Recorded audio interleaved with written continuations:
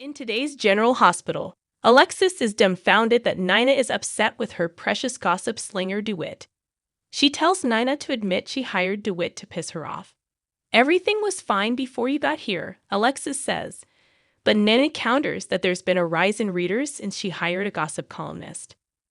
What if I just quit? Alexis asks. Nina shows her where the door is. She just thinks the invader would benefit from DeWitt's experience. Alexis doesn't want it turned back into a tabloid. DeWitt stays. Nina fires back. End of discussion. She marches out as Molly walks in. When Alexis asks for good news, Molly says the invader cited an unnamed source on the Heather Weber piece, and everyone at the DA's office assumes it's her. They both know that it wasn't, and she wants Alexis' help to convince them it wasn't her who broke confidentiality by telling her who the source was. Alexis can't do that and fends off Molly's attempts to scare her with her own legal knowledge.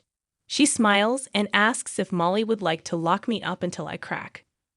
Molly gives up, then as she's about to leave, sees an envelope a messenger just dropped off. It's from the Supreme Court of New York. Alexis is too nervous to open it to see how her appeal about staying disbarred went, so Molly tears it open. Over at the hotel, Carly wakes up in John's room and looks over at the bruised and bloody agent still asleep on the couch. He wakes up and admits he's sore and tired, especially with Carly waking him every couple hours to monitor a concussion. They bicker a little good-naturedly about her nursing. Really, Carly retorts with a smile, you're going to argue with me this early in the morning. A short time later, Carly's on the phone demanding where the breakfast is, as John comes out of the shower, complaining the water never got too warm. Carly's about to have a fit when she's told the food was left outside the door. This hotel has definitely gone downhill. She yanks open the door just as Nina walks by to see the two of them, John just in a towel. The unbearable reality of Israel is since October 7th. They spar over the hotel as Nina needles her about sleeping with John. What's Sonny going to think? Or Jason? And poor Drew, forever the runner-up in the twin department. Carly snaps at Nina to spend less time worrying about her life and more time managing the hotel. Nina sweeps off and Carly brings the food in grumbling to herself. Carly apologizes for the eggs and says if she were still running the hotel, this wouldn't have flown. She loved making people feel happy and comfortable and special. Bobby's is great, but it's a restaurant, while the hotel was all of it. She loved it. John asks if she'll do it again, but Carly says it's a pipe dream now. Metro Court is someone else's.